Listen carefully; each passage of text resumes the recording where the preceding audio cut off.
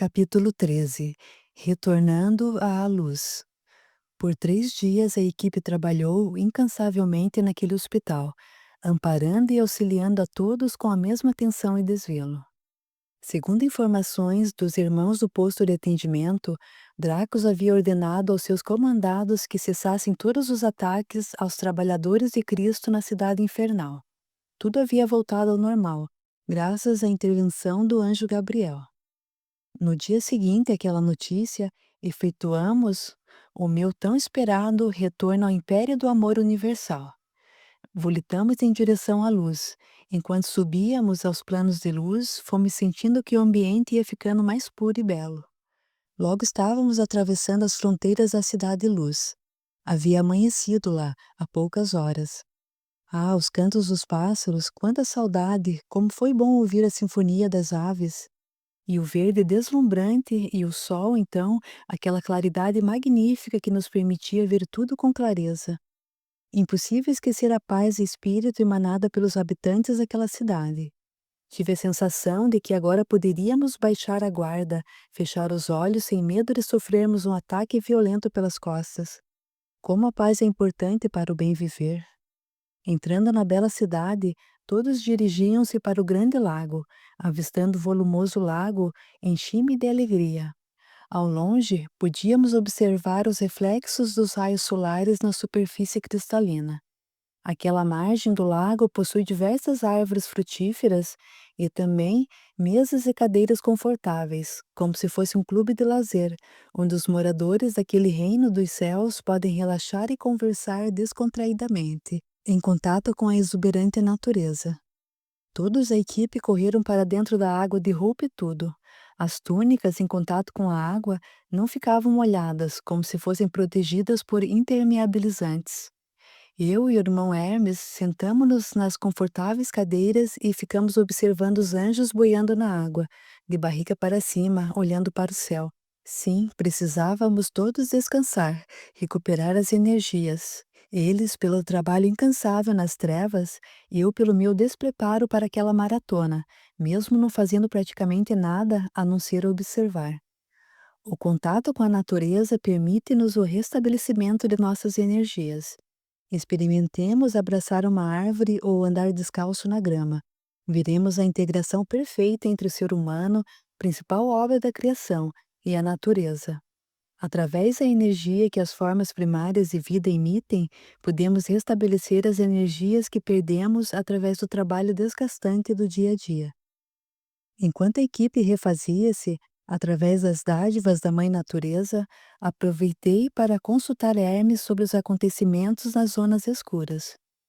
Irmão, fiquei impressionado com o que vi naquela cidade. Todas as cidades do astral inferior são assim?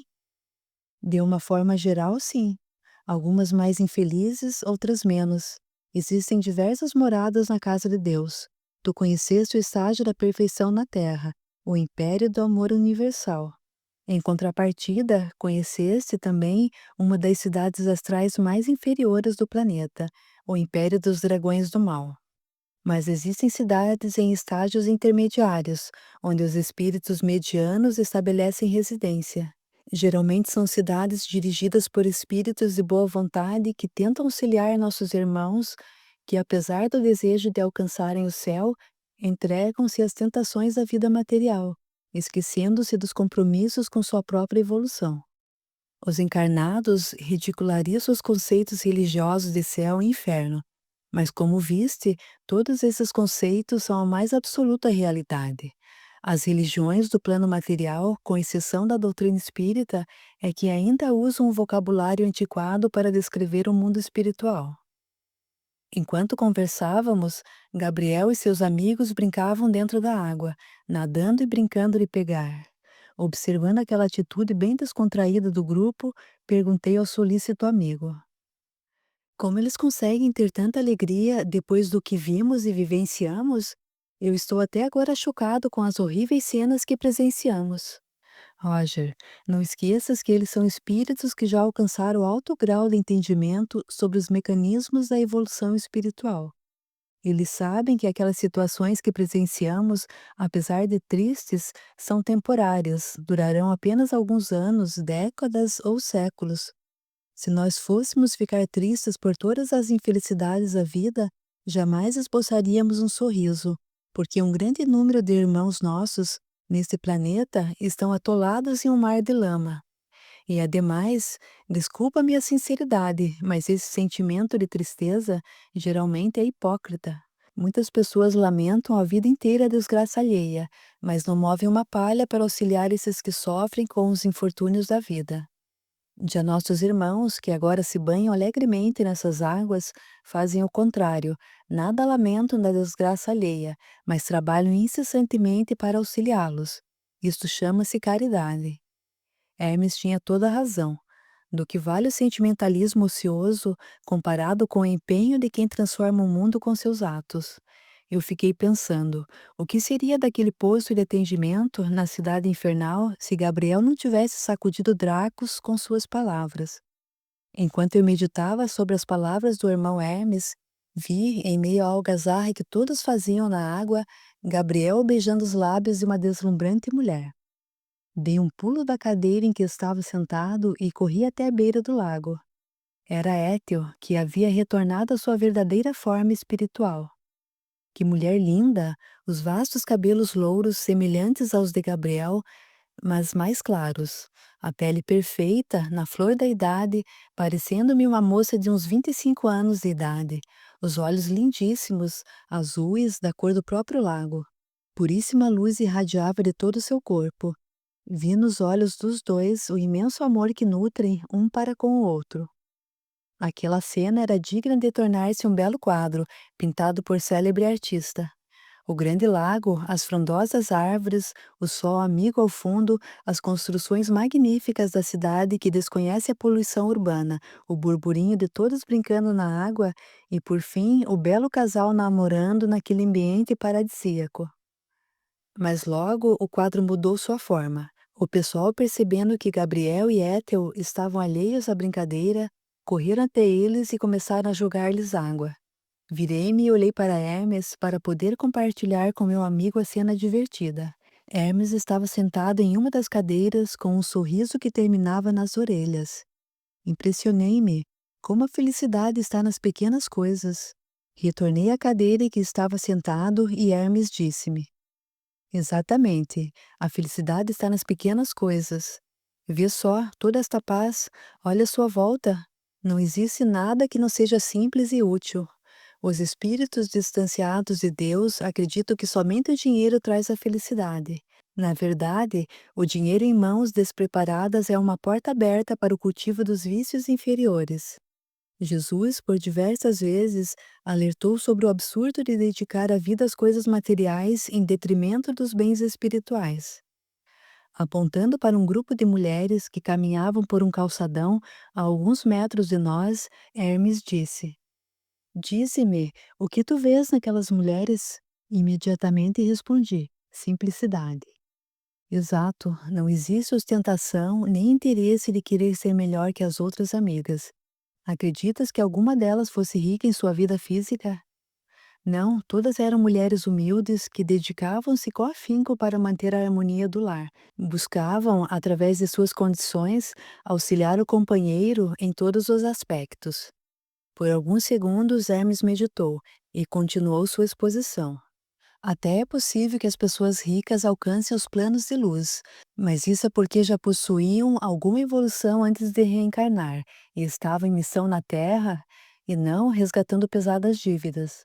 Os espíritos primários, quando obtêm fortunas em suas vidas, terminam nos atoleiros dos planos inferiores.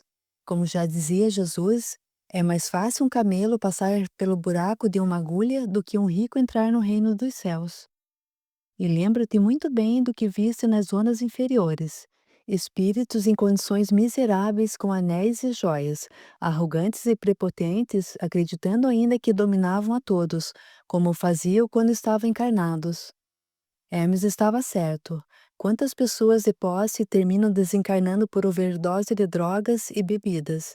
Quantos chegam ao plano espiritual distanciados da humildade, da paciência e da tolerância, devido ao domínio financeiro que exerciam no mundo. Dedicavam-se, quando encarnados, somente aos passatempos fúteis e desprezíveis. Desfiles de modas, jogos de azar, festas vulgares, onde o assunto do dia era a desgraça de um rival no palco da ostentação. Esses irmãos não têm consciência de que são apenas mordomos administrando os bens que são tão somente de Deus. Somos meros usufrutuários do patrimônio divino. Quando retornamos ao mundo espiritual, tudo perdemos, menos as riquezas que guardamos no coração. Eu estava ainda meditando sobre o assunto, quando o benfeitor amigo chamou minha atenção. Olhei para o grande lago e vi uma insólita cena.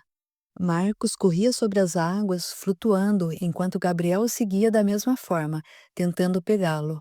Um pouco mais tarde, Éter levitou até uma altura de 4 metros de altura e pegou uma fruta, que estava em um dos galhos de uma árvore à margem do lago. Constrangi-me de narrar este fato. O irmão Hermes, percebendo, disse-me: Meu irmão, entendo teu acanhamento. Tu tens medo de comprometer esta obra com informações que podem ser vistas como ficção. Mas muitas das coisas que o encarnado chama de ficção são apenas realidades de outras dimensões da vida. Vejamos, por exemplo, os vampiros, não os vistes nas zonas de trevas? O que eram aqueles irmãos sugando as energias de suas vítimas? Não era um incontestável caso de vampirismo?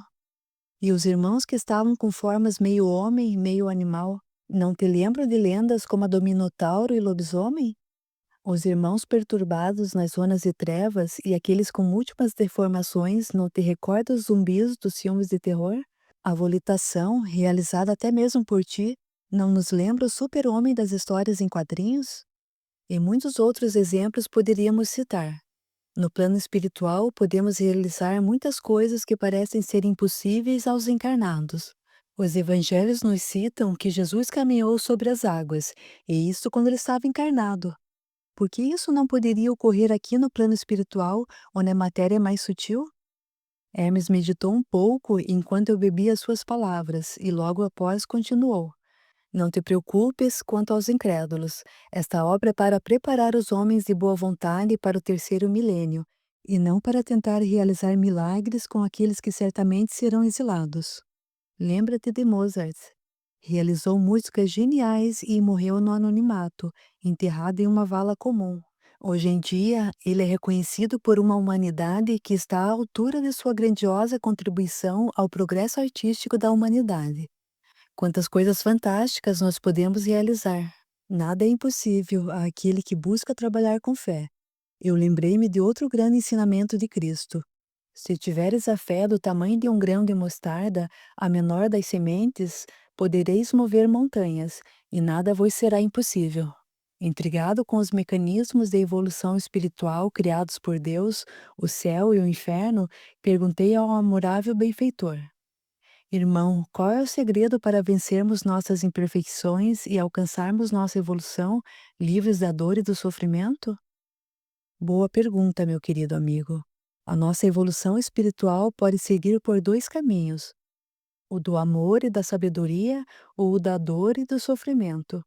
O Divino Mestre ensina-nos a amar, perdoar e respeitar os nossos irmãos.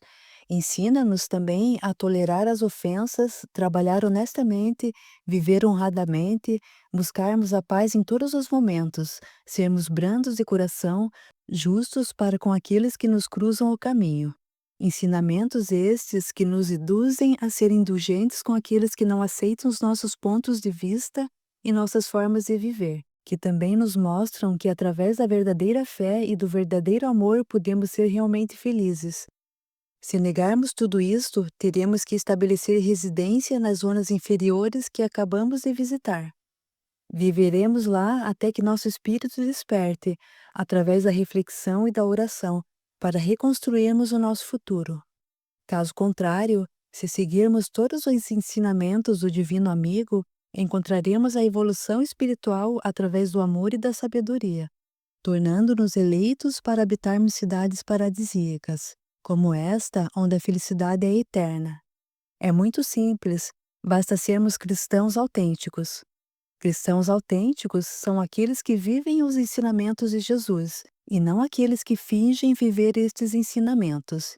Ir à igreja ou aos templos, pagar promessas, ficar falando o tempo todo de suas religiões e nada praticar, de nada vale. Jesus mesmo nos diz: Se, pois, quando apresentardes vossa oferenda ao altar, vos lembrardes de que vosso irmão tem alguma coisa contra vós, deixai vossa dádiva aí ao pé do altar, e ide antes e reconciliar-vos com vosso irmão, e depois voltai para oferecer vossa dádiva. Isto é uma triste realidade. Quantos dizem-se cristãos e alimentam ódios ferrenhos?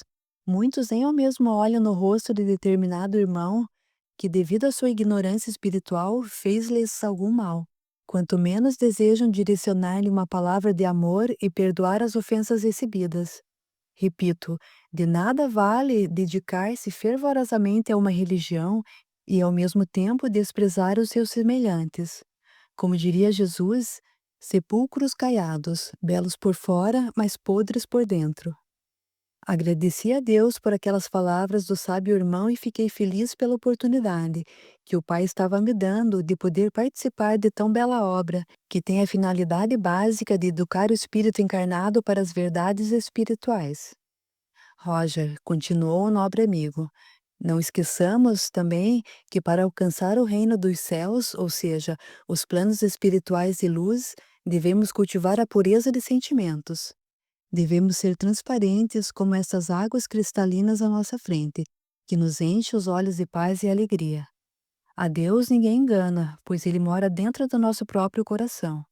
Jesus já nos dizia: Vós sois deuses, ou seja, somos uma centelha divina, parte do Criador. O seu imenso amor é tão ilimitado que nos permite viver dentro do seu augusto ser, portanto, nada podemos esconder àquele que vive dentro de nós. Lembra-te sempre, meu irmão, onde estivermos, Deus estará conosco. O instrutor estava com seus grandes olhos fixos nos meus. Senti o grande amor que ele doava a meu coração. Nos seus olhos eu vi a dedicação de um pai para com a educação de um filho. Mais uma vez, uma lágrima escapuliu dos meus envergonhados olhos. Lembrei-me, então, do maravilhoso poema Pegadas na Areia, de autor desconhecido. Provavelmente um anjo que compadeceu-se de nossas dificuldades diárias na jornada da vida e trouxe-nos um bálsamo de luz das mãos do Senhor. Vamos transcrevê-lo abaixo. Uma noite eu tive um sonho. Sonhei que estava andando na praia com o Senhor e, através do céu, passavam cenas que eram da minha vida. Para cada cena que passava, percebi que eram deixados dois pares de pegadas na areia. Um era o meu e o outro do Senhor. Quando a última cena da minha vida passou diante de nós, olhei para trás, para as pegadas na areia, e notei que muitas vezes no caminho da minha vida havia apenas um par de pegadas na areia. Notei também que isso aconteceu nos momentos mais difíceis e angustiosos de meu viver. Isso aborreceu-me deveras, e perguntei então ao Senhor: Senhor, tu me disseste que, uma vez que resolvi te seguir, tu andarias sempre comigo, todo o caminho, mas notei que durante as maiores dificuldades do meu viver, havia na areia apenas um par de pegadas. Não compreendo por que, nas horas que eu mais necessitava de ti, tu me deixaste. O Senhor me respondeu: Meu precioso filho, eu te amo e jamais te deixaria nas horas de tua provação e do teu sofrimento. Quando visse na areia apenas um par de pegadas, foi exatamente aí que eu te carreguei nos braços. Eu me sentia, naquele instante, como o sublime escritor dessa linda mensagem, que relata o imenso amor que Deus dedica a seus filhos, e que poucas vezes reconhecemos. Poucos são os que compreendem que, se Deus não estivesse nos amparando, já estaríamos caídos há muito tempo.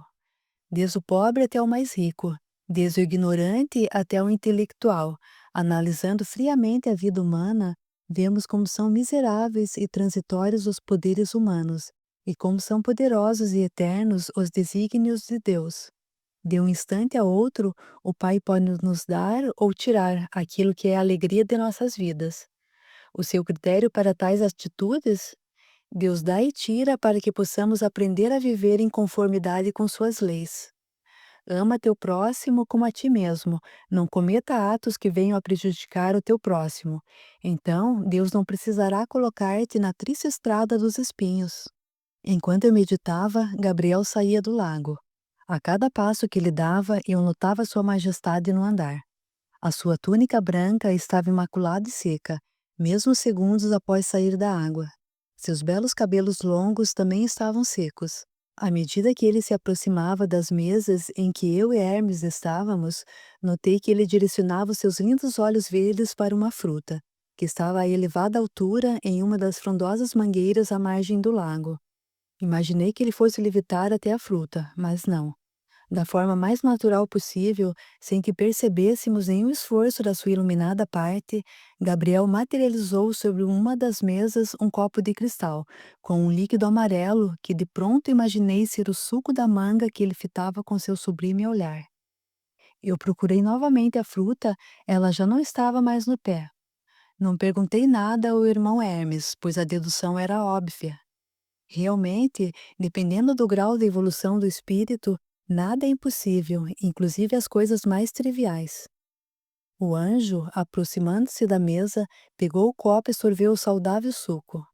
A fruta, apesar de ter uma grande semelhança com a que conhecemos, mostrava-se mais fluídica, mais vaporosa e brilhante.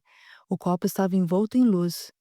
Também observei a cor vivíssima do líquido, que infelizmente não conseguiria descrever, por mais que eu tentasse. Enquanto Gabriel bebia o suco e respirava profundamente aquele oxigênio puríssimo, Étel, com sua exuberante beleza, chegou por trás do anjo e colocou suas mãos nos olhos de Gabriel e perguntou: Quem está aqui? O amor de minha vida eterna, respondeu Gabriel. Hermes e eu observávamos maravilhados aquelas belas e comoventes cenas de paz e amor. Gabriel e Eto deram-se as mãos e foram caminhar à margem do grande lago. A dupla de bisbilhoteiros seguiu-os. Hermes sempre sorrindo e tratando-me com imenso carinho e atenção. O sublime casal acenou aos amigos, informando-os que iriam passear pela deslumbrante orla do lago. Enquanto os anjos caminhavam, fiquei observando a deslumbrante beleza de Étel, agora já portando a sua verdadeira forma. Entendi por que ela assumia a forma de uma respeitável senhora nos planos inferiores. Étel, naquele início de tarde, era a personificação da beleza feminina. Seus lindos cabelos louros formando um casal perfeito com os mais belos olhos azuis que jamais vi. Seus lábios, graciosamente finos, com um simples batom cor-de-rosa. Ao sublime movimento de seus encantadores lábios, pude ouvir a sua melodiosa voz, alegrada com os risos do jovem casal. Realmente a vida nos planos de luz é um inesquecível conto de fadas. Quantos jovens sonham com uma vida feliz e paradisíaca como esta, mas tão poucos se elegem para uma vida assim. A grande maioria prefere descer às vibrações inferiores da vida e termina obtendo para o futuro o passaporte para cidades astrais como o Império dos Dragões do Mal. E o mais impressionante é que não precisamos ser um padre ou um carola para alcançar o céu. Basta ser uma pessoa com boas intenções no coração e procurar, sinceramente, viver os ensinamentos contidos no Evangelho de Cristo, que é o copo d'água que pode saciar a sede de toda a humanidade. Ethel, repentinamente, ficou em silêncio. Gabriel, percebendo, perguntou-lhe: O que foi, meu amor? Por que te entristeceste? Sinto que Jesus concordará com os teus planos. Eu sei que a tua reencarnação no plano físico iluminará muitas almas. Compreendo a grandiosa finalidade desse maravilhoso projeto para toda a humanidade encarnada, mas o meu coração apaixonado se entristece ao pensar que não poderei mais te ver, diariamente, por um longo tempo. Não digas isto, meu amor. Te verei diariamente, enquanto meu corpo físico estiver desfrutando de justo repouso. O período do sono é uma bênção que Deus nos concede para podermos visitar os nossos afetos queridos no mundo espiritual. Esboçando um lindo sorriso, com seus branquíssimos e perfeitos dentes em harmonia com os belos lábios cor-de-rosa, Ethel disse: Tens razão, mas deves prometer-me que virás visitar-me todas as noites. Gabriel, com um gesto travesso, respondeu: Sim, senhora. Quando desviei minha atenção do casal, percebi onde estávamos. Havíamos chegado a um trecho do grande lago onde a vegetação é abundante. Algumas rochas e uma bela cascata, onde aquela cristalina água desabava de uma ribanceira sobre as rochas. Lembrei-me dos lodaçais das zonas de trevas, quanta diferença. O casal sentou-se sobre uma das rochas e continuaram tecendo um romântico diálogo. Às vezes, disse Ethel, lembro-me de quanto nos conhecemos há 1800 anos. Com os olhos vagos no céu, a bela moça continuou. Lembro-me como se fosse hoje. Jamais esquecerei o teu primeiro olhar para mim e as tuas palavras. Obrigado, meu Deus, por permitir-me receber tão belo olhar. Ambos riram e Gabriel pousou seus serenos olhos nos de Ethel e disse: Obrigado, meu Deus, por permitir-me receber tão belo olhar por toda a minha infinita existência. Obrigado, meu Pai, por dar-nos a vida eterna, onde nada jamais acabará. Obrigado, meu Senhor, por poder amar por todo sempre esta linda irmã que faz parte do meu coração. Obrigado por sentir esta força maravilhosa que é o amor, que nos leva às lágrimas de felicidade. Gabriel estava sendo levado às lágrimas de felicidade. Eu e Hermes já estávamos lá há horas. Secando minhas lágrimas com a manga da camisa, perguntei de uma forma espirituosa ao irmão Hermes: Não sabia que tu eras tão romântico, meu irmão. Roger, o amor é o mais puro sentimento que um coração pode gerar. Quando ele chega a níveis sublimes, torna-se mágico e contagiante. Observa todas as conversões de espíritos escravizados no mal. Sempre o amor é o agente transformador. O criminoso, quando envolvido por um puro e verdadeiro amor, perde o desejo de praticar o mal. Por isso, a doutrina dos espíritos é contra a pena de morte, pois não existem irmãos irrecuperáveis. Existem, sim, irmãos de má vontade no trabalho de auxílio a estes irmãos. Ademais, a morte é apenas uma mudança de plano. Vir para este lado, prematuramente, será apenas adiar o problema. E ai daquele que for o responsável por uma morte que não está nos planos de Deus. Enquanto falávamos, o casal continuava a conversa, abraçados sobre a rocha. Sim, disse Gabriel, lembro-me daquele tempo. Estávamos resgatando nossas últimas dívidas por erros passados. Foi uma vida muito bonita, de amor e de paz. Tenho saudades da Europa daqueles tempos, principalmente da Escócia. É impressionante, continuou Gabriel, quantos anos se passaram e muitos daqueles com quem convivemos ainda continuam sofrendo por cometer os mesmos erros. Tens razão, Gabriel, mas estamos sempre atentos para cumprir a vontade de Deus e do nobre irmão Jesus. Quando for o momento, lá estaremos para resgatar os irmãos escravizados pelas sombras. Gabriel refletiu um pouco sobre a dor no mundo e disse: Entendes, então, o motivo de meu desejo de descer ao mundo dos homens? O momento é chegado, o grande exílio está próximo. Sei que poucos encarnados ficarão na Terra para o terceiro milênio, mas sinto que devo tentar auxiliar, de alguma forma, a humanidade encarnada. Eu preciso ir aos encarnados para acordá-los e lembrá-los de que a vida espiritual não é algo fictício, que alguns dizem aceitar para não serem chamados de ateus. Na verdade, atualmente pouquíssimos irmãos que estão na carne creem na vida espiritual. Isso não seria problema se tivesse uma vida digna, mas, pelo contrário, cada vez mais se afogam nos conceitos depravados da era moderna. Ethel ouvia Gabriel com imenso amor a cada palavra do anjo de Deus.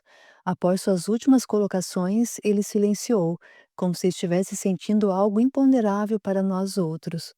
Ethel perguntou a Gabriel o que estava acontecendo e este respondeu: Jesus está aqui. Ele chegou. Posso sentir sua augusta presença. Vamos, Ethel, vamos nos unir aos outros para confraternizarmos com o Mestre. Já estávamos chegando ao entardecer daquela ensolarada tarde. O belo casal volitou em direção à margem oposta do grande lago, onde fica o Monte Tabor, local onde Jesus costumeiramente confraterniza com os moradores do Império do Amor Universal quando visita essa cidade.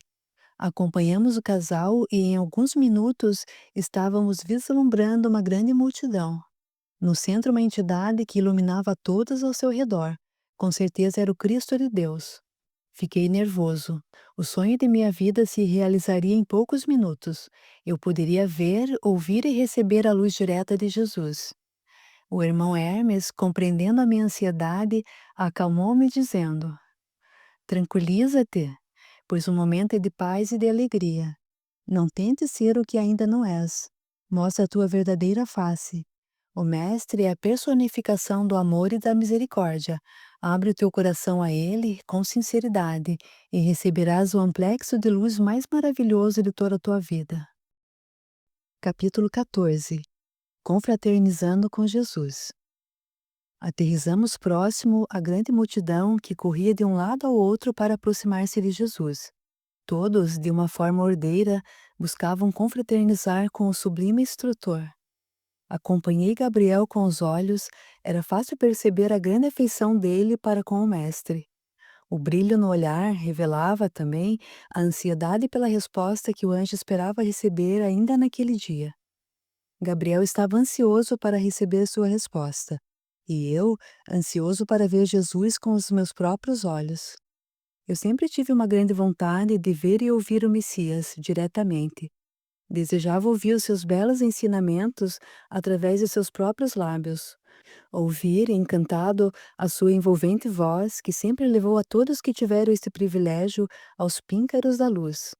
Poder também verificar com os meus próprios olhos a majestade de Jesus que a tantos encantou em sua passagem pelo plano físico. Caminhamos, então, entre a multidão para aproximarmos-nos do centro das atenções. Os pacíficos e educados cidadãos do Império do Amor Universal cediam gentilmente a passagem para que o casal chegasse até Jesus. Caminhamos um bocado, pois havia muitos irmãos ali no sopé da colina. Após alguns minutos, começamos a sentir a inclinação do monte em que Jesus se encontrava ao pico, para falar ao povo da cidade. Cansado da escalada, perguntei ao irmão Hermes: por que não vamos voltando até o pico? Hermes, com seu inabalável sorriso, respondeu-me irônico: por que não fazes esta pergunta a Gabriel? Eu estou apenas seguindo-o. Aquela resposta do irmão Hermes dava-me a entender que a minha pergunta e intenção eram despropositadas, pois como eu iria perguntar a Gabriel? Após a exaustiva subida, com a colaboração de muitos irmãos que cediam passagem, chegamos ao pico do monte. Lá de cima, eu pude ver a extensão do aglomerado de irmãos. Uma multidão imensa estava em volta de todo o monte. Possivelmente, havia em torno de 1.500.000 irmãos aguardando as palavras de Jesus. Estranho dizer, mas tive a mesma sensação que já havia percebido no Templo da União Divina e na Casa de Espetáculos. Apesar de estarmos entre uma grande multidão, tínhamos a sensação de estarmos todos bem próximos e unidos. Até aqueles que estavam a uma grande distância de Jesus podiam senti-lo, vê-lo e ouvi-lo. São fenômenos do mundo espiritual para os quais não ouso procurar uma resposta. Já no pico do monte, seguimos em direção a um grupo onde provavelmente Jesus preparava-se para falar a todos, quando um jovem rapaz correu até Gabriel e Étel e abraçou-os, envolvido em exuberante luz. Notava-se que aquele rapaz era portador de imensa grandeza espiritual. Hermes, notando meus devaneios, socorreu-me. Este, Roger, é João, o evangelista, o apóstolo do amor que séculos depois reencarnou entre os homens como Francisco de Assis.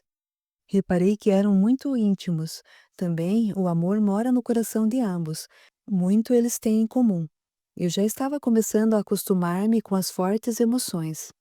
À frente do autor do livro do Apocalipse da Bíblia, mantive-me relativamente sereno, sem as minhas perguntas insistentes. Como estás, João? E o mestre? Perguntou Gabriel. Estou muito bem, Gabriel. Como não estaria ao lado de Jesus? E quanto ao mestre, ele está logo ali, junto a Paulo. Paulo de Tarso, disse meu irmão Hermes, buscando elucidar minhas dúvidas antes mesmo de eu formulá-las. O apóstolo dos gentios, aquele que levou o evangelho de Jesus a inúmeras nações do mundo. Estávamos em uma tarde de festa no Império do Amor Universal. Alguns momentos atrás, estávamos em um ambiente extremamente inferior, onde parecia que eu não iria conseguir suportar. Alguns momentos mais tarde, estava eu deslumbrado com uma luz e uma energia que nos dava novas forças. Após breves palavras com João, Gabriel dirigiu-se até o local onde estava Jesus. A multidão dispersou-se à chegada de Gabriel. Parecia que estava se abrindo uma clareira de luz. De costas para nós estava o governador espiritual da terra, palestrando com alguns irmãos. A túnica branca imaculada, a luz cintilante de todo o seu ser, os cabelos cor de amêndoa, compridos até os ombros, enchiam-me de ansiedade para vê-lo de frente. Jesus, exclamou Gabriel, chamando o divino amigo. Estaquei o passo para assistir melhor à minha primeira visão do rosto do Mestre. Sublime, esta seria a melhor palavra para resumir o que meus olhos viram. Não questiono aqui a beleza incontestável de Jesus, mas sim a expressão de amor e simpatia que ele dedicava a todos. Ao ouvir o chamamento de Gabriel, vimos o seu sereno gesto de virar-se para nós. A expressão nos olhos do grande rabi foi-me inesquecível. Senti que aquela alma jamais faria mal a quem quer que fosse, como provou no alto da cruz, dizendo: Pai, perdoai-os, pois não sabem o que fazem. Enquanto Gabriel corria, como uma criança, para os braços de Jesus, eu fiquei meditando. Somente uma pequena fração desse amor em cada um de nós encarnados seria suficiente para trazer a paz para toda a humanidade. Eu já estava definindo Gabriel como um padrão de pureza máxima, mas Jesus fez-me ver, através de sua iluminada presença, que a evolução é infinita. Gabriel, ao lado de Jesus, já não brilhava tanto como antes, pois estava sendo ofuscado por uma luz maior, a luz do sol, que é o Cristo de Deus. Os gestos, a serenidade, a atenção que dispensava a todos demonstravam espontaneamente a grandeza de Jesus. Não precisamos querer mostrar o que somos, basta apenas que sejamos. Todos pareciam crianças irradiantes na presença do grande amigo. Jesus estava realmente inspirado quando disse: Deixai vir a mim as criancinhas, pois é delas o reino dos céus. Crianças na alegria e na espontaneidade, e não na irresponsabilidade. Gabriel, disse o mestre, que bom ver-te, meu irmão. Eu tenho que agradecer-te pelo que fizeste por Joacabe. Muito obrigado, meu irmão. Foram séculos de revolta que a tua inspirada intervenção permitiu que chegassem ao fim. Não há o que agradecer, pois as tuas imorredoras palavras é que foram determinantes para a transformação de Joacabe. Sim, Gabriel, estou muito feliz também pelo impacto causado em Dracos. Quem sabe, em breve, ele não estará trabalhando conosco? Chegará o dia onde somente haverá o trabalho do amor de Deus entre os homens. Sonho com esse dia, em que será extinta toda a dor do mundo e poderemos todos viver na mais plena felicidade, falou Gabriel. Devemos trabalhar para isso, com fé em Deus, disse o Cristo de Deus na terra. Enquanto eles trocavam essas palavras, eu fiquei observando Jesus, seus gestos e expressões faciais. Tudo nele é divino. Seu rosto majestoso, em formas angulares, com uma pele perfeita, a barba impecável e sedosa como os cabelos. Naquela tarde, os seus olhos graciosos e claros resplandeciam no seu rosto como os raios do sol. Aqueles belos olhos castanhos iluminavam o rosto da mais sábia criatura deste mundo. Os movimentos do Messias impressionavam-me. Jamais alguém tão elegante foi visto em toda a terra.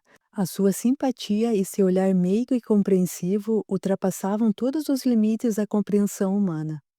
Os seus lábios, sempre risonhos, davam-me a impressão de eterna felicidade.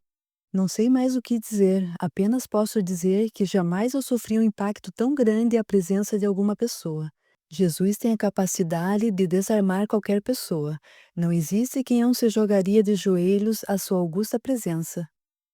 Terminado o rápido diálogo entre os dois, Jesus abraçou Gabriel, que recebeu o grande amor do Filho de Deus. Após o abraço, o anjo afastou-se para que Jesus pudesse falar à multidão. Queridos irmãos, que Deus vos abençoe com seu infinito amor. Todos, em uma só voz, disseram: Que assim seja. Eu gostaria de poder vir aqui, neste belo entardecer, apenas para confraternizarmos e darmos graças a Deus pela beleza da vida que Ele, em sua sublime sabedoria, nos oferece. Mas, irmãos, todos sabemos do grave momento por que passa a humanidade terrena. Momento esse que foi profetizado por mim e pelos profetas das antigas Escrituras e que depois foi confirmado claramente através da mediunidade de João. Jesus colocou a mão direita sobre o ombro de João em sinal de agradecimento por aquele maravilhoso trabalho realizado há quase 2000 anos atrás. o livro do Apocalipse. Não podemos esquecer, também, o trabalho do iluminado Nostradamus, que aliou a ciência à religião, demonstrando à humanidade que as profecias de final dos tempos não são alucinações de religiosos fanáticos, e sim uma verdade incontestável. O Cristo, então, repetiu o mesmo gesto que dedicou a João, com o irmão que estava ao seu outro lado. Hermes disse-me que era Nostradamus. Não o reconheci, pois estava com uma forma espiritual bem mais jovem do que aquela em que o conhecemos através dos livros. As grandes transformações que confirmam o momento profetizado já estão ocorrendo, e o período de separação do joio e do trigo durará 100 anos terrenos. Nesse período, os espíritos que ainda não alcançaram a evolução necessária terão que se esforçar, através de sua última oportunidade na carne, para obter o ingresso para o terceiro milênio na Terra. Estes serão os trabalhadores da última hora. O Cristo baixou a cabeça procurando refletir e, com um olhar triste, continuou: Creio que poucos irmãos conseguirão vencer suas inferioridades. Atualmente, a humanidade terrena despreza os ensinamentos que o céu lhe alcançou. O conforto e a tecnologia cegaram os homens para os valores da alma. Os encarnados acreditam que não podem mais compactuar com ideologias que não consigam explicar, devido ao grande avanço que encontraram em todas as áreas do conhecimento humano. O homem permitiu que o orgulho e a prepotência o dominasse. Acreditou ser maior que Deus. Hoje, os poucos que acreditam no Pai maior trabalham arduamente pela conquista dos valores divinos, enquanto a grande maioria esconde-se através de uma falsa fé, apenas para ocultarem a sua arrogância de acharem-se melhores que Deus, no qual já não mais acreditam. Segundo eles próprios, em uma sociedade moderna já não há mais espaço para este sentimentalismo religioso. É uma pena que assim pensem. Se, ao menos, cultivassem uma vida regrada, segundo as elementares normas de bem viver em sociedade, mas não, entregam-se a todo tipo de crimes contra o direito alheio. Assassinatos, roubos, sequestros, calúnias, traições, inveja, ódio, intolerância e todos os atos contrários ao amai-vos uns aos outros. Querem estes apenas desfrutar os prazeres da carne, custe o que custar, mesmo que tenham que causar sérios prejuízos aos seus semelhantes.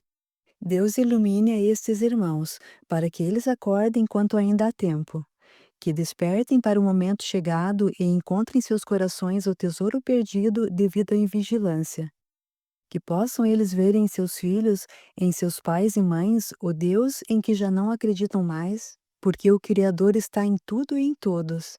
Ele é o combustível que move a vida. Com certeza, irmãos, não existe uma religião específica para alcançar Deus. Basta que acreditemos na força maior da vida e que trabalhemos pela nossa reforma interior, tornando-nos criaturas de paz e de luz. Sereno, o Cristo continuou: Enquanto eu estava na terra, Tomé perguntou-me qual era o caminho que deveríamos seguir, e respondi-lhe: Eu sou o caminho, a verdade e a vida, e ninguém vai ao Pai se não for por mim. Essas palavras tinham o objetivo de demonstrar que a luz se encontra na forma de viver que o Pai permitiu que eu testemunhasse. Aqueles que buscam a glória espiritual devem procurar viver de acordo com os ensinamentos contidos no Evangelho, sem fanatismo e sem falsas interpretações para acobertar seus caprichos e interesses. Felizmente, muitos irmãos nossos que já alcançaram a luz encontram-se no plano físico buscando auxiliar os irmãos lentos na caminhada, através da propagação dos ensinamentos do meu Evangelho. O Pai jamais abandona seus filhos. Através de abnegados irmãos, a luz sobrevive nos ambientes mais depravados. Por meio daqueles que abdicaram da glória desses reinos, o plano físico ainda consegue receber diretamente a luz divina. Diversos moradores do Império do Amor Universal e de outras cidades astrais iluminadas encontram-se na Terra em tarefa humilde, procurando auxiliar os irmãos perturbados na batalha íntima contra os vícios de conduta. Outros irmãos daqui, no plano espiritual, também auxiliam através do contato mediúnico, que a doutrina espírita propicia ao mundo, confirmando o advento do Consolador prometido. Estes irmãos que desceram à terra estão auxiliando os atrasados da caminhada e, ao mesmo tempo, preparando o solo para o plantio do terceiro milênio na terra, onde haverá paz e harmonia a todos que seguirem as palavras do sermão das bem-aventuranças, contido no Novo Testamento. Nesse instante, Jesus mudou o semblante. Com um olhar de grande contentamento, prosseguiu com sua palestra. Falo-lhes sobre esses assuntos nesse belo entardecer desta cidade maravilhosa, porque estamos projetando uma grande tarefa que envolverá a todos aqui presentes. É da vontade de Deus que a luz penetre com mais força no plano físico. Para isto, precisamos de uma personalidade marcante na Terra, para demonstrar o poder e a glória de Deus. Encarnará entre os homens, em breves anos, um irmão nosso que será a personificação da luz na terra. Este irmão despertará os homens novamente para os ensinamentos do Evangelho. Auxiliado por todos nós, fará vibrar no âmago das criaturas mais sensíveis os sentimentos mais puros e elevados. Ele viverá no Brasil, a pátria de meu Evangelho, terra escolhida para a transformação mundial da humanidade, a partir do terceiro milênio. Junto com ele descerão, a princípio, 318 trabalhadores que o auxiliarão a transformar o mundo. Por diversas nações sua voz será ouvida, e esses que descerem com o grande emissário propagarão pelos quatro cantos do globo a palavra de Deus, sem aprisionamento a qualquer religião e sem envolvimento com partidos desta ou daquela linha política. O enviado de Deus procurará, em um primeiro momento, aliar os ensinamentos da religião espírita com a religião católica. Ele unirá a religião das verdades espirituais com a força da maior estrutura em meu nome na Terra. A sabedoria da doutrina espírita, aliada à respeitabilidade da Igreja Católica, permitirá que conquistemos nosso objetivo maior, o engajamento do homem moderno à filosofia divina. Apesar de todas as religiões cristãs serem respeitáveis e possuírem todo o meu afeto e consideração, a doutrina espírita traz-nos conhecimentos espirituais atuais e a fé baseada no conhecimento, o que é muito importante para o momento em que vivemos. Os homens já atingiram uma maturidade intelectual que não permite mais conceitos abstratos como céu e inferno. Eles necessitam de conhecimentos como os que estão sendo trazidos pelos instrutores espirituais há mais de um século, através das obras espíritas. Além da doutrina espírita, precisamos reforçar a Igreja Católica por toda a imensa contribuição que ela trouxe à humanidade nesses 2000 anos. Através dela, minha Mãe Santíssima muito pôde auxiliar o progresso evolutivo da humanidade. Quantas almas alcançaram o progresso espiritual graças ao amparo da Igreja Católica? Não podemos esquecer também a poderosa estrutura que o catolicismo possui na Terra. Das religiões que seguem meu Evangelho, é a que mais fiéis possui por todo o mundo. O enviado de Deus trabalhará motivando os fiéis dessas duas crenças, que, a meu ver, são irmãs. E quando essa união estiver concretizada, todas as religiões cristãs, sinceras, se unirão por identidade de objetivos. Espero e tenho certeza que obterei de todos a mais completa dedicação a esse empreendimento espiritual, onde poderemos realizar maravilhas. Não nos esqueçamos, irmãos, a união faz a força. Sem a concentração geral de forças, teremos muitas dificuldades, pois os pobres irmãos, ainda escravizados no mal, não descansarão. Eles tentarão prejudicar incansavelmente nossos planos. E aqueles que forem eleitos para a divina contribuição, lembrem-se, o amor é a força maior da vida criada por Deus. Lutemos sempre pela sua vitória, pois é através do amor que conquistamos a única e verdadeira glória. Todos aguardavam impacientes o momento em que Jesus diria de quem ele estava falando, quem seria o responsável por todo esse grandioso trabalho. O mestre, percebendo a ansiedade, não se fez o rogado e disse: eu percebo que todos querem conhecer o nosso irmão, que será o grande transformador. Jesus estendeu as suas santas mãos para Gabriel, convidando-o a aproximar-se. O anjo, com lágrimas nos olhos, dirigiu-se até o mestre. Gabriel, disse o mestre, tu serás o enviado de Deus na terra para abrir as portas para a nova era de paz e prosperidade deste mundo. Toda a multidão, de mais de 1.500.000 espíritos, aplaudiu a iniciativa de Gabriel. Não tanto pelo ato em si, o que é uma rotina para espíritos de luz, mas pela iniciativa de reencarnar no perturbado astral da Terra.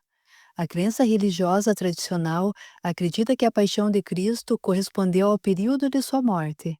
Mal sabem esses que assim acreditam que aquele foi seu momento de glória e alegria, pois pôde retornar ao seu glorioso reino. A sua verdadeira dor ocorreu no momento de sua encarnação no plano físico. Espírito liberto há milênios das reencarnações transitórias, Jesus teve que empreender impressionante esforço para poder adaptar-se ao limitado corpo físico, que lhe serviu de instrumento durante 33 anos na Terra. O mestre levou diversos anos para poder conseguir reduzir a sua vibração e assim poder adaptar-se ao corpo físico, que foi gerado em um ventre de perfeita ascendência genética, como era o de Maria. Gabriel, com certeza, teria também que passar por esse doloroso processo de redução vibratória para poder reencarnar no desequilibrado plano físico. Gabriel estava com os olhos marejados de lágrimas. A resposta, que tanto ele aguardava, havia sido positiva. Impressionei-me com seu desprendimento e seu amor à humanidade. Ficar feliz por ter que reencarnar na Terra, um mundo primitivo e desequilibrado. Abrir mão do paraíso em que vive para ter que descer a um mundo hostil, onde a dor é uma rotina constante. Todos que estavam próximos de Gabriel o abraçavam, felicitando-o pelo belo projeto de quem ele será o coordenador. Ethel também deu um grande exemplo de amor e desprendimento, demonstrando seu elevado nível espiritual, abraçou Gabriel e deu-lhe um beijo, colocando-se à sua disposição para doar-lhe todo o auxílio de que necessitar. Anjos compreendem que a felicidade encontra-se em permitir àqueles a quem amamos a oportunidade de realizar seus objetivos, quando são sensatos, e não ficarmos nutrindo um sentimento egoísta, lamentando a separação. Após os cumprimentos e solicitações para reencarnar junto com Gabriel nessa missão, Jesus solicitou a todos silêncio, para que fosse realizada uma oração de agradecimento a Deus pelo momento de confraternização que todos usufruíamos. O governador do mundo então tomou a palavra para si. Pai querido, permite-nos agradecer por esse momento de confraternização. Que o empenho e a alegria aqui presentes sejam combustíveis suficientes para animar-nos a todos em busca das glórias que sabemos ser só tuas. Ilumina, Senhor, as nossas iniciativas para que os teus augustos desígnios sejam sempre alcançados. Pedimos também, meu Pai, que tu nos abençoes para a realização do projeto de que neste belo entardecer tecemos os primeiros fios. E que com o passar das décadas possamos lembrar dessa tarde, como o prenúncio da grande transformação, que todos nós aqui presentes possamos sempre trabalhar para a tua glória. E, Senhor, permite-nos levar sempre o nosso coração de filho ao teu coração magnânimo de Pai, que está sempre ao nosso lado na caminhada. Com os olhos fixos no céu límpido, Jesus orou a sua inesquecível súplica conhecida como Pai Nosso. Pai nosso que estás em todo o universo, inclusive em nossos corações, santificado seja o teu sagrado nome. Venha a nós, teus filhos, que é o teu reino. Seja feita sempre a tua augusta vontade, pois tu sabes melhor do que nós o que é melhor para o nosso futuro. Dá-nos, Senhor, o pão do Espírito, que é a conquista da vida imortal. Perdoa os nossos erros, nossas ofensas, assim como devemos perdoar os deslizes de nossos irmãos despreparados para a luz. E, meu Pai, não nos deixes cair em tentações, e livra-nos de todo mal, porque são sempre teus todo o poder e toda a glória. Que assim seja. Ao final da oração, estávamos todos em êxtase completo. Jesus conseguiu iluminar toda a imensa multidão que estava ao redor do morro. Seus braços elevados aos céus jorravam luzes de cores belíssimas e desconhecidas, segundo os padrões humanos. O perfume no ar, a musicalidade serena, que não sabíamos de onde vinha, envolvia-nos em um clima de profunda alegria. A brisa de final de tarde da Cidade Luz dava-nos uma sensação de paz e conforto. O sol, em tons róseos, descendo no horizonte, que podíamos ver melhor do alto do morro, permitia-nos uma cena indescritível. Após a bênção coletiva, o meigo Nazareno sentou-se em uma pequena pedra e começou a receber diversos irmãos que desejavam trocar breves palavras com o Messias. Longa fila formou-se. A grande maioria retirou-se, percebendo a insensatez de todos serem atendidos naquele momento, permitindo aos que tinham mais urgência a dádiva de alguns momentos com Jesus. Um grande número de irmãos aproximou-se, também de Gabriel. Muitos estavam surpresos com a iniciativa de Gabriel e desejavam participar do projeto, que diziam que seria infalível, pois estaria em mãos muito competentes. O que Gabriel agradecia envergonhado. Enquanto Gabriel conversava com seus amigos, ficamos observando Jesus. Sentado na pequena rocha, atendia um a um todos os componentes da imensa fila. Os irmãos solicitavam conselhos sobre problemas que deviam resolver em suas áreas de atuação. Via-se que eram grandes dirigentes do plano espiritual, alguns até mesmo responsáveis pela direção de grandes países. Desejavam eles definir rotas para orientarem seus subordinados no trabalho de redenção de suas comarcas. Lembrei-me dos grandes dirigentes do mundo material, todos engravatados e com pompas e mais pompas para a realização das mais corriqueiras atividades. Vendo Jesus sentado naquela pequena rocha, com sua túnica simples, mas imaculada, abençoando e orientando compreensivamente os seus subordinados que, de joelhos na grama, fitavam o Mestre com grande respeito e interesse por suas palavras, pensei: como o poder na mão de espíritos primários torna-se ridículo. Jesus, o Senhor da Terra, orientando espíritos de elevado nível espiritual, coordenadores de países e até mesmo de continentes inteiros, na maior simplicidade. Enquanto na Terra, miseráveis representantes do povo gastam recursos sagrados para o bem-estar de sua gente com festas nababescas, somente para ostentar uma posição da qual não são dignos. Observamos por horas a atenção carinhosa de Jesus. Todos eram atendidos com a mesma atenção e interesse. O mestre sabia o nome de todos, sem vacilar em nenhum, de todos que assistimos. Hermes disse-me que isso era natural, pois Jesus é o Espírito governador da terra, portanto, ele é onipresente. Estando sempre conosco, ele nos conhece intimamente até os nossos mais secretos pensamentos. Logo, lembrar o nosso nome para ele é como lembrarmos o nome de nosso melhor amigo. Percebi a ilimitada capacidade de espíritos iluminados.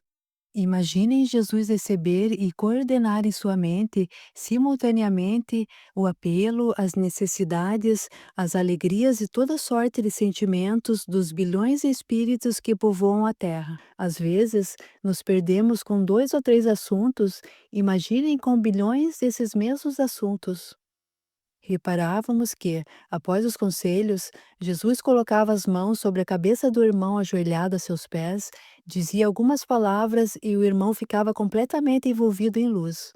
Logo após, levantava-se, beijava o rosto do mestre e retirava-se agradecido. Não vem ao caso narrarmos seus conselhos, pois eram assuntos extremamente complexos que só iriam cansar o leitor comum, mas que eram assuntos necessários aos dirigentes dos nossos governos. Ah, isso era. Passaram-se diversas horas, a noite já ia alta. Estávamos provavelmente na 6ª hora da noite, segundo os padrões do Império do Amor Universal, como explicamos anteriormente. Estavam poucos irmãos na fila. Gabriel estava ao lado de Jesus, abraçado a Étel, que sob a luz do luar me encantava com sua beleza. Ao término da fila, Jesus convidou Étel a se aproximar. A bela moça ajoelhou-se aos pés do mestre. O Cristo perguntou-lhe: Como vais, minha menina? Muito feliz, mestre, ainda mais com a tua augusta presença junto a nós, e também com a autorização que deste a Gabriel para reencarnar. Sei que isto o fará muito feliz. Naquele instante, Étel deixou transparecer a tristeza pela transitória separação. Jesus, então, disse-lhe: Minha filha, não te preocupes. Tenho um interessante trabalho para ti, durante o período em que Gabriel ficará entre os encarnados. Aguarda-me, pois terás grandes alegrias com essa tarefa. Ethel esboçou um sorriso de contentamento, mas não quis saber sobre os detalhes da tarefa naquele momento. Abaixou a cabeça para receber a bênção do grande irmão. Como eu estava mais próximo, agora pude perceber as palavras que o mestre sussurrava na hora da bênção. O amor de Deus é a luz que nos ilumina. Ethel agradeceu a atenção de Jesus e afastou-se. O mestre chamou Gabriel, que, ajoelhando-se, direcionou seus lindos olhos verdes aos de Jesus. O mestre sorriu e disse-lhe: Estás muito feliz, meu irmão. Sim, mestre, sabes o quanto desejo contribuir para a evolução deste mundo. Aguardava apenas a tua soberana autorização. Deverás preparar a tua equipe. Enquanto isto, eu prepararei outros irmãos que deverão aproveitar a oportunidade e, indiretamente, auxiliar-te. Jesus, gostaria de pedir-lhe a autorização prévia para convidar 2 irmãos em especial. Quais irmãos? Perguntou Jesus. Danúbio e Joacabe. Jesus, esboçando expressivo sorriso, colocou as mãos sobre os ombros de Gabriel e disse-lhe: Como é grande esse coração, Danúbio, para teres um grandioso auxiliar, e, Joacabe, para poderes auxiliá-lo a conquistar o ingresso para o terceiro milênio.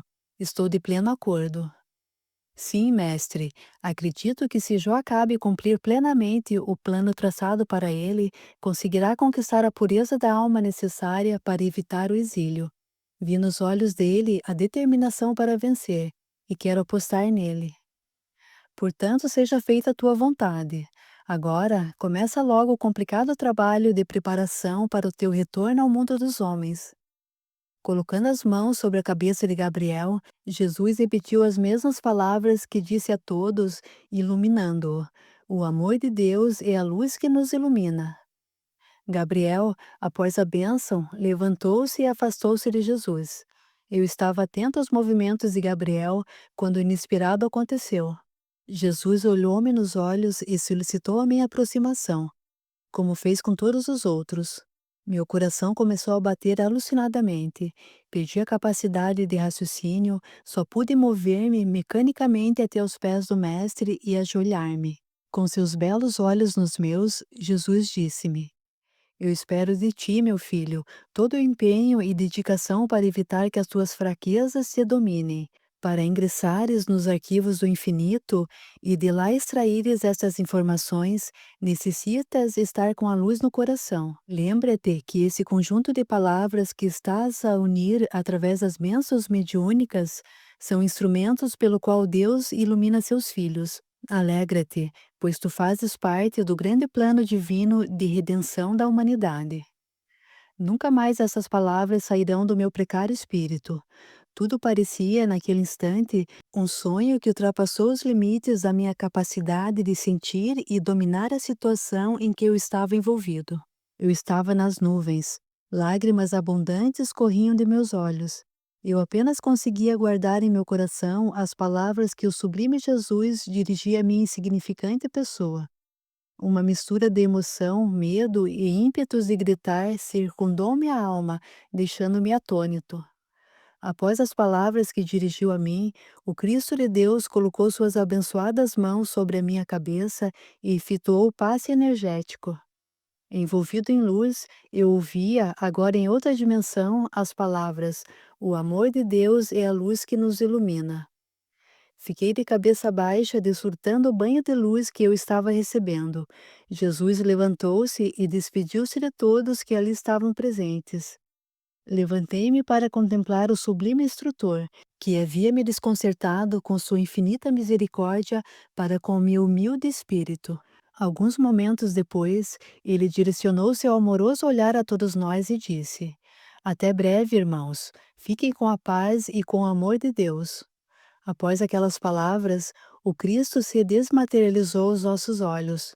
Levemente, sua imagem foi ficando mais e mais sutil, transparente, até que se desfez por completo.